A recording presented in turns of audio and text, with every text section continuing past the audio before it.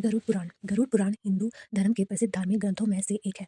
वैष्णव संप्रदाय से संबंधित गरुड़ पुराण में मृत्यु के बाद सद्गति प्रदान करने वाला माना जाता है। इसलिए सनातन में मृत्यु के बाद गरुड़ पुराण के श्रवण का प्रावधान है। इसके अधिष्ठान देव भगवान विष्णु है।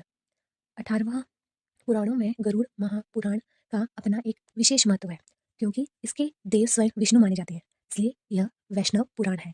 गरुड़ पुराण के अनुसार हमारे कर्मों का फल हमें हमारे जीवन में तो मिलता ही है, परंतु मरने के बाद भी कार्यों का अच्छा बुरा फल मिलता है।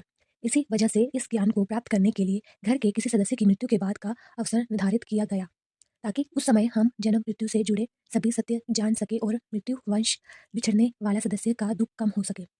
विष्णु भक्ति। वास्तविक तथ्य यह है कि गरुड़ पुराण में भगवान विष्णु की भक्ति का विस्तार से वर्णन मिलता है। विष्णु के 24 अवतारों का वर्णन ठीक उसी प्रकार इस पुराण में प्राप्त होता है, जिस प्रकार भगवत पुराण में उपलब्ध होता है। आरंभ में मनु से सृष्टि की उत्पत्ति, ध्रुव चरित्र और 12 आदित्यों की कथा प्राप्त होती है। उसके उपरांत सूर्य और चंद्र ग्रहों के मंत्रा, शिव पार्वती मंत्र, इंद्र से संबंधित मंत्र, देवी सरस्वती के मंत्र और 9 शक्तियों के विषय में विस्तार से बताया गया है। श्लोक तथा विषय। गरुड़ पुराण में 19,000 श्लोक कहे जाते हैं, किंतु वर्तमान समय में कुल 7,000 श्लोक ही उपलब्ध है। इस पुराण में को 2 भागों में रखकर देखना चाहिए। पहले भाग में विष्णु भक्ति और उपासना की विधियों का उल्लेख है तथा मृत्यु के उपरांत प्राय गरुड़ पुराण के श्रवण का प्रावधान है। दूसरे भाग में प्रेतकल्प का विस्तार से वर्णन करते हुए विभिन्न नरकों में जीव के पड़ने का वृत्तांत है।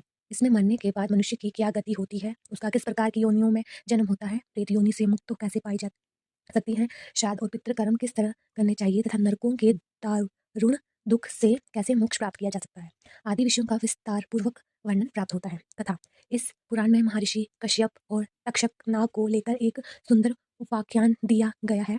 ऋषि के शाप से जब राजा परीक्षित को तक्षक नाग डसने जा रहा था, तब मार्ग में उसकी भेंट कश्यप ऋषि से हुई।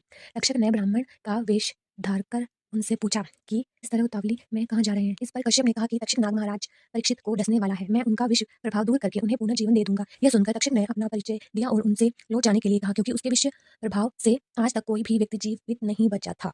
तब कश्यप ऋषि ने कहा कि वे अपनी मंत्र शक्ति से राजा परीक्षित का विष प्रभाव दूर कर देंगे। इस पर तक्षक ने कहा कि यदि ऐसी बात है तो आप इस वृक्ष को फिर से हरा भरा करके दिखाइए, मैं इसे डसकर